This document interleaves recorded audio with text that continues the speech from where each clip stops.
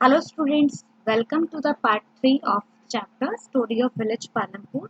तो हम लोग फैक्टर्स ऑफ प्रोडक्शन के बारे में बात कर रहे थे कि लैंड कैसे एक फिक्स फैक्टर होता है। अब हम लोग अपने डिस्कशन को आगे लेके चलते हैं। That will the land sustain, क्या लैंड का जो मतलब यूज हो रहा है, ओवर यूटिलाइजेशन हो रहा है, तो क्या लैंड इस तरीके से एक लॉन्ग टाइम में सस्टेन कर पाएगी। तो देखिए लैंड एक नेचुरल रिसोर्स है, ठीक है। It is given by the nature itself and it is very much necessary to be very careful in its use, यानी हमें बहुत ध्यान से इसका यूज़ करना चाहिए। साइंटिफिक रिपोर्ट्स ये इंडिकेट करती हैं कि जो मॉडर्न फार्मिंग मेथड्स यानी जो आज की डेट में हम लोग मॉडर्न टेक्निक्स का इस्तेमाल करके अपने जो फार्मिंग है उसको करते हैं, तो इससे ओवर यूज हो रहा है जो नेचुरल रिसोर्स बेस है, ठीक है। इन मैनी एरियाज, कई एरिया में तो जो ग्रीन रेवोल्यूशन है वो मतलब वहाँ पर उन एरियाज में क्या हुआ, मेनली जो पंजाब हरियाणा और वेस्टर्न यूपी वाला एरिया है, यहाँ पर जो सॉइल की फर्टिलिटी है, ठीक है, सॉइल में जो भी मतलब जो सॉइल की अपनी फर्टिलिटी होती है, जो भी उसकी क्वालिटी होती है, मिनरल्स होते हैं, ऑर्गेनिक मटेरियल्स होते हैं, वो बहुत ज़्यादा डिटेरियोरेट हो गए हैं, बहुत ज़्यादा डिस्ट्रॉय हो गए हैं, क्योंकि वहाँ पर केमिकल फर्टिलाइजर्स का ओवर यूज़ किया जा रहा है। Also continuous use of ground water, और जब आप हद से ज़्यादा ओवर एक्सप्लॉइट कर देते हैं ग्राउंड वाटर को ट्यूबवेल्स के लिए, इरीगेशन के लिए, तो उससे भी जो वाटर टेबल है यानी जो वाटर लेवल है उस पर्टिकुलर एरिया में, वो भी वहाँ पर काफ़ी नीचे चला गया है, काफ़ी लो हो गया है, ठीक है। और वाटर लेवल जब लो हो जाएगा तो ऑब्वियसली जो वहाँ पर वाटर की जो मतलब नीड्स है वो बहुत ज़्यादा अफेक्टेड हो जाएंगी। ओके, देन ऑल्सो जो कंटिन्यूस यूज होता है ग्राउंड वाटर का ट्यूबवेल के लिए, इससे वाटर टेबल जो है बिलो द ग्राउंड चला गया है, और एनवायरमेंटल जो रिसोर्सेज है लाइक सोइल सॉइल फर्टिलिटी है और ग्राउंड वाटर है, ये बहुत एक मतलब ऐसा नहीं है कि मतलब आज खत्म हुए और कुछ सालों बाद बन जाएंगे। एक बहुत लॉन्ग प्रोसेस होता है, कई साल लग जाते हैं, कई थाउजेंड ईयर्स लग जाते हैं इसको और फिर से रीजनरेट होने में, फिर से रिन्यू होने में, रिप्लेनिश होने में। ओके, तो once destroyed it is very much difficult to restore them. इसलिए हम लोगों को क्या करना चाहिए, we must take care of the environment to ensure the future development of agriculture. इसलिए हमें एग्रीकल्चर के डेवलपमेंट के लिए इन रिसोर्सेज का भी बहुत ज़्यादा ध्यान से एक्सप्लॉयटेशन करना चाहिए। Then how is land distributed between the farmers of Palampur. अब देखिए पालमपुर में जो फार्मर्स थे उन सबके पास लैंड का डिस्ट्रीब्यूशन कैसा था, किस तरीके से था। तो अब हम लोगों ने देखा कि कैसे जो लैंड एक बहुत इंपॉर्टेंट फैक्टर है फार्मिंग के लिए, but unfortunately not all the people engaged in agriculture, यानी जो सारे लोग एग्रीकल्चर कर रहे थे, खेती कर रहे थे, ज़रूरी नहीं है कि उनके पास अपना सफिशिएंट इनफ लैंड था कल्टीवेशन के लिए, ठीक है। पालन पालमपुर में करीब वन थर्ड जो फैमिलीज थी वहाँ पर, वो जो टोटल फैमिलीज थी 450, उनमें से करीब वन थर्ड जो फैमिलीज थी वो लैंडलेस थी, यानी कि 150 फैमिलीज जो थी उनके पास मतलब वो दलित लोग थे, जो बताया था कि वो एक कॉर्नर उनको दिया हुआ था, एक एरिया पर्टिकुलर दिया हुआ था, उनके पास तो बेचारे जो लोग थे वो उनके पास अपना लैंड नहीं था कल्टीवेट करने के लिए। और जो हाफ यानी आधे से भी ज़्यादा जो लैंड था विलेज का जो एरिया था, वो किसमें वो वहाँ पर प्लॉटिंग्स की हुई थी, प्लॉट्स बनाए हुए थे जो बहुत लार्ज साइज के थे। और पालमपुर में करीब जो 60 फैमिलीज थी वो मीडियम और लार्ज फार्मर्स की थी, यानी जिनके पास करीब 5 एकड़ से भी ज़्यादा लैंड थी, और वहाँ पर सॉरी 5 हेक्टेयर से भी ज़्यादा लैंड थी। और उसके बाद जो वो कल्टीवेट करते थे more than 2 hectares of land उनके पास होता था। और इनमें से कुछ फार्मर्स जो थे जिनके पास लैंड जो था वो 10 हेक्टेयर से भी बहुत ज़्यादा हुआ करता था, यानी बहुत ज़्यादा रिच फार्मर्स भी थे। फिर देखिए यहाँ पर एक मैप दिया हुआ है major crop areas of India, जो मेजर क्रॉप एरियाज हैं इंडिया के। तो देखिए यहाँ पर हम देख रहे हैं जो एक ग्रीन एरिया है ये पूरा का पूरा, ये राइस राइस प्रोड्यूसिंग एरिया, यानी कि यहाँ पर राइस कहाँ पर प्रोड्यूस किया जाता है, कल्टीवेट किया जाता है जहाँ पर वाटर की अवेलेबिलिटी अच्छी खासी होती है, ठीक है।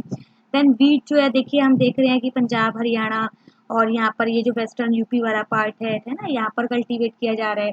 फिर ज्वार देखिए हम लोग देख रहे हैं ज्वार का कल्टीवेशन कहाँ पर है, जो आपका ये वाला साइड है जो महाराष्ट्र का कर्नाटका का अपर पार्ट है और तेलंगाना वाला पार्ट है ना, और थोड़ा सा मध्य प्रदेश का लोअर पार्ट है।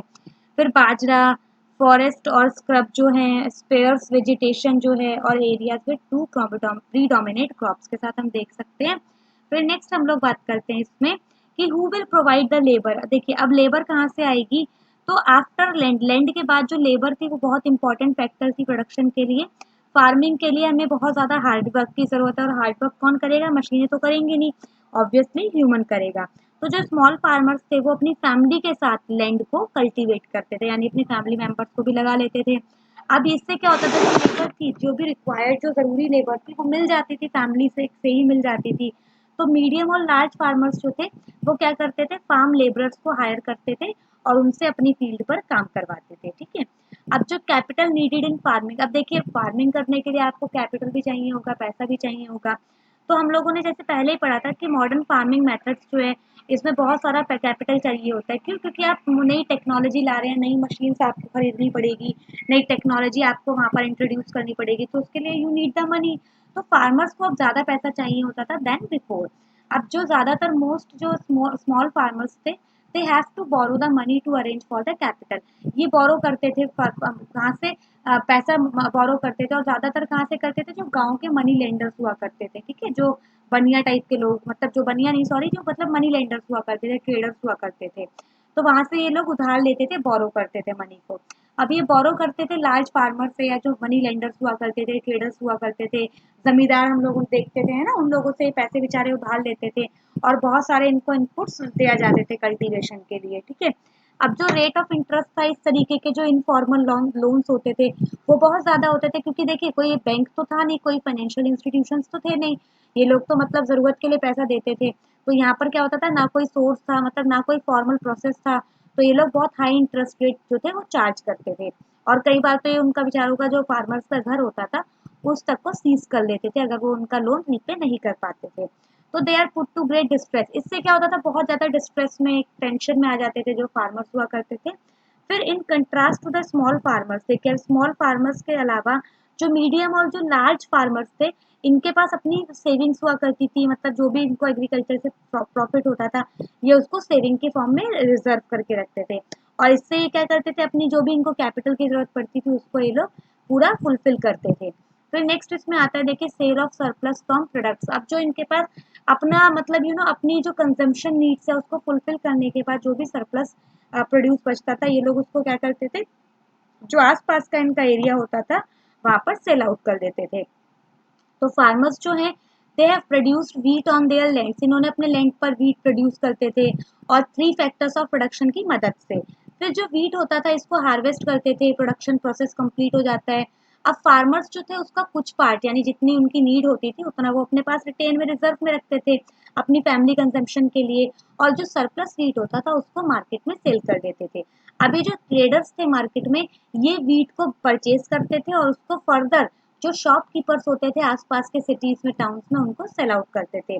और इससे क्या होता था, वो अरेंज करते थे capital for the farming for their on savings, यानी कि जो भी उनकी सेविंग्स होती थी उससे वो लोग अपने आगे की फार्मिंग का अरेंजमेंट करते थे। फिर जो कुछ फार्मर्स जो थे वो सेविंग्स को यूज करते थे किसके लिए, कुछ कैटल खरीदने पड़ गए, ट्रक खरीदना पड़ गया, या कुछ भी शॉप लगानी पड़ गई, मतलब जो भी उनके आगे के फ्यूचर प्लान्स होते थे उसके बेसिस पे वो अपने एक्सपेंडिचर्स को डिसाइड करते थे।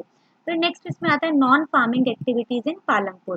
तो देखिए पालमपुर में कुछ नॉन फार्मिंग एक्टिविटीज भी होती थी, यानी जो एलाइड एक्टिविटीज रहती है एग्रीकल्चर के साथ ही थोड़ा सा जुड़ी हुई रहती है। तो जैसे डेयरी प्रोडक्शन हो गया, डेयरी का बिजनेस हो गया। तो डेयरी एक बहुत कॉमन एक्टिविटी है in many families of the Palampur, मतलब कई लोग ये काम करते हैं डेयरी का। पीपल क्या करते थे, they feed there buffaloes on various kinds of grass. लोग अपने जो बफेलो होती थी उनको मतलब खाना पीना खिलाते थे, घास वगैरह खिलाते थे, और जो ज्वार बाजरा था इसलिए उन्हीं के लिए मेनली क्रॉप को कल्टीवेट करते थे, ठीक है। मिल्क जो था वो रायगंज जो आसपास की मार्केट थी वहां पर सेल करते थे। जो ट्रेडर्स थे फ्रॉम शाहपुर टाउन से वो कलेक्शन करते थे, कम चिलिंग, यानी कि कलेक्ट करते थे और उसको ठंडा मतलब चिल सेंटर में रखते थे रायगंज में, जहाँ से मिल्क को फर्दर दूर दूर एरिया में ट्रांसपोर्ट किया जाता था। क्योंकि देखिए ये इटेबल आइटम, मतलब एक फूड आइटम है, पोर्टेबल आइटम है, तो ये बहुत लंबे समय तक नहीं मतलब आप इसको रख पाएंगे, तो इसके लिए आपको प्रॉपर फ्रीजिंग अरेंजमेंट करना पड़ेगा, है ना, रेफ्रिजरेटेड अरेंजमेंट। देन आते ट्रांसपोर्ट का भी वहाँ पर मतलब एक्टिविटी होती थी, काम होता था। तो बहुत सारे व्हीकल्स जो थे वो रोड पे कनेक्ट करते हुए दिखते थे पालमपुर को रायगंज से, और रिक्शा वाला, तांगा वाला, जीप, ट्रैक्टर और ट्रक ड्राइवर्स और पीपल जो थे वो वहाँ पर ट्रेडिशनल जो बुलक कार्ट थी वहाँ पर बोगे में दिखाई देते थे, ठीक है। फिर वो लोग क्या करते थे, दे फेरी द पीपल एंड गुड्स। ये लोग क्या करते थे, ये जो मशीन से, सॉरी, जो ट्रांसपोर्टेशन सिस्टम था ये लोगों को और जो भी गुड्स होते थे उनको एक जगह से दूसरी जगह पर ट्रांसपोर्ट करता था। और बदले में उनसे पैसे लेता था। ठीक है, बहुत सारे लोग जो थे इस ट्रांसपोर्ट बिजनेस में इन्वॉल्व थे पिछले कई सालों से। ओके, तो ओवरऑल हम ये देख रहे हैं कि जो एग्रीकल्चर है वो वहाँ का मेन एक्टिविटी था, मेन बिजनेस था। उसके अलावा जो अलाइड एक्टिविटीज़ थी वो भी, जैसे डेयरी हो गया, एग्री और ट्रांसपोर्ट हो गया, कुछ लोग इनमें भी बिजी थे, इनमें भी इन्वॉल्व थे। और मेन जो फैक्टर्स थे प्रोडक्शन के वो 4 फैक्टर्स थे, लैंड, लेबर और फिजिकल कैपिटल, जिसमें 2 कैपिटल आ गई, फिक्स्ड कैपिटल और वर्किंग कैपिटल। और उसके अलावा जो फोर्थ फैक्टर ऑफ प्रोडक्शन था वो था आपका जो ह्यूमन कैपिटल था। तो आपको इन्हीं के बारे में बहुत अच्छे से डिटेल में पढ़ना है। ठीक है, जितना मैंने आपको यहाँ पर पढ़ाया है इट इज़ इनफ, बाकी आप लोगों को लेटर और मटेरियल मिल जाएगा। तो इसके साथ ही यहाँ पर आपका चैप्टर कंप्लीट हो जाता है। अब हम लोग मिलेंगे नेक्स्ट चैप्टर में। ठीक है, टिल देन थैंक यू, और अच्छे से आप लोग